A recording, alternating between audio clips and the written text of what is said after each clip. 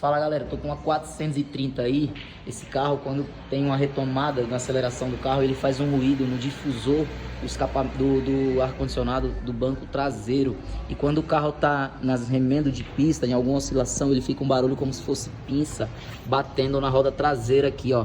E a causa é apenas essa trava aqui, ó. A trava do cabo do freio de estacionamento. Olha lá, ó.